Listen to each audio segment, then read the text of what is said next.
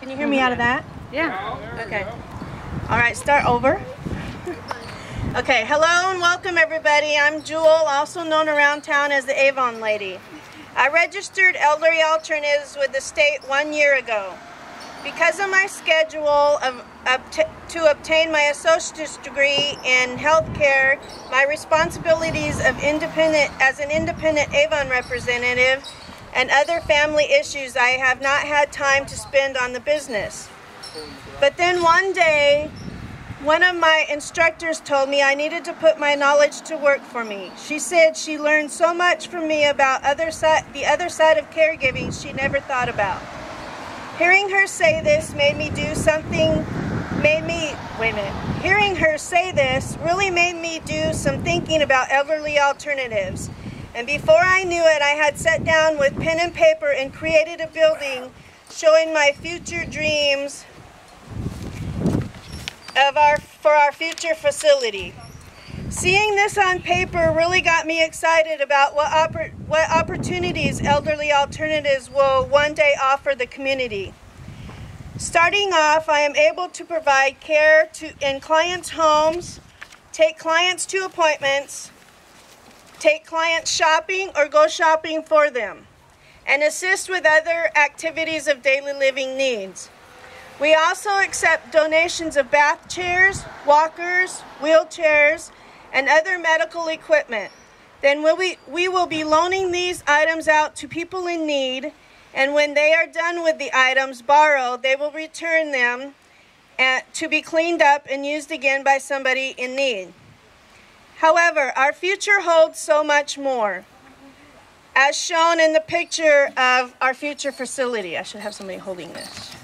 I will. I'll pass it around.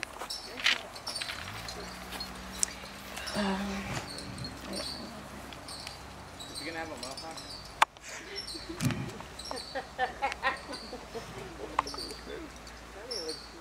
So, however, our future holds so much more, as shown on the picture of our future facility, where everything needed by elderly and disabled people will be in one building. We will even have a mom and pop's restaurant where family members can take their loved ones to dinner without leaving the building.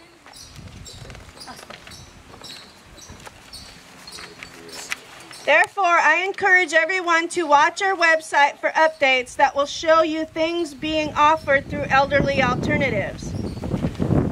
When I am asked about my experience with caregiving, I respond, I've been doing caregiving for 32 years. 7 of those years were as an owner-operator of an adult foster care home that I closed in the year of 2000. However, today I would like to read to you an article I wrote on the topic.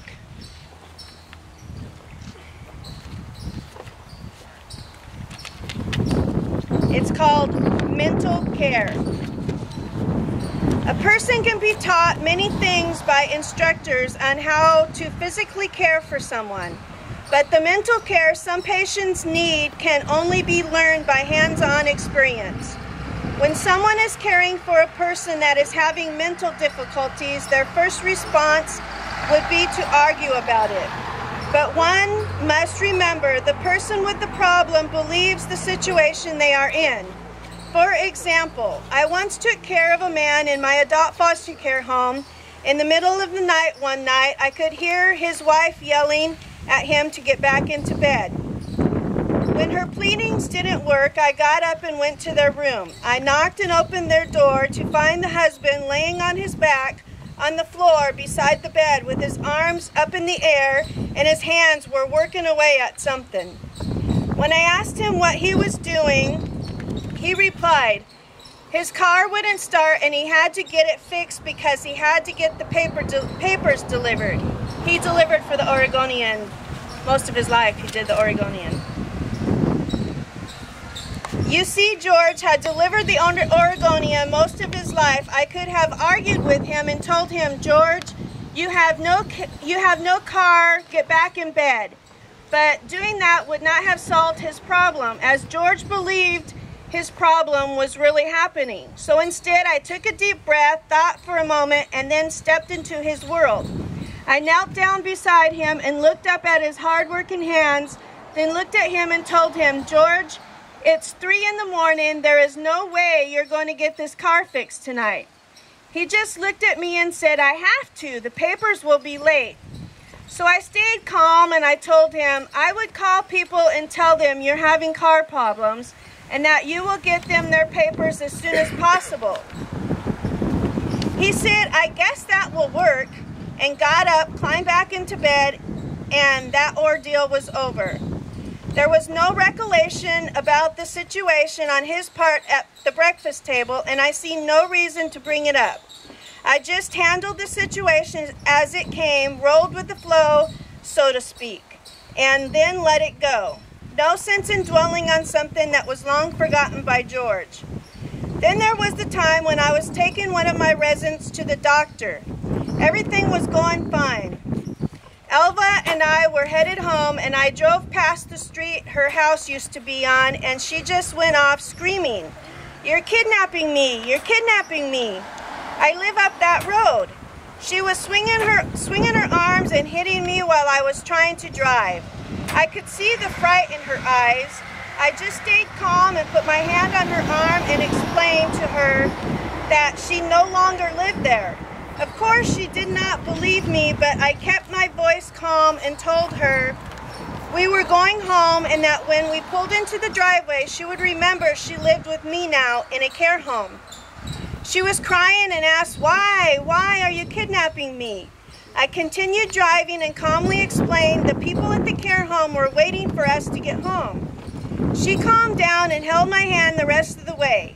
When I pulled into the driveway, Elva said, "Oh, I do live here. I remember," and apologized for the way she acted.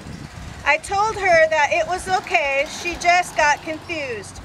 Once we got into the house, of course, it was all forgotten. I think the hardest situation I ever dealt with was when I was an assistant manager in a small locked-up psychiatry unit. It was a nice day, and the residents were outside in the fenced yard. And the names have been changed, so this one I called Sue right now. Sue walked upon Fred and Kathy kissing. Sue automatically started hitting on them, calling them names. You see, Sue thought Fred was her husband and that he had just been caught cheating on her. She was furious. It took 5 caregivers and me to get her off from him.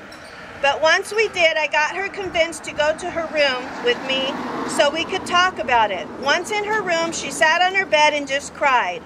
I just held her and let her cry and agreed with her that some men were just that way. I went into her world at that moment and became her friend. Then I started trying to change the subject to redirect her. Sue, but nothing would work. So I told her I was going to go get us something to drink. But instead I brought us back some ice cream. She started eating and began to talk about her kids.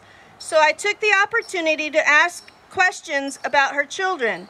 By the time the ice cream was gone, she had totally forgotten what brought us to her room in the first place.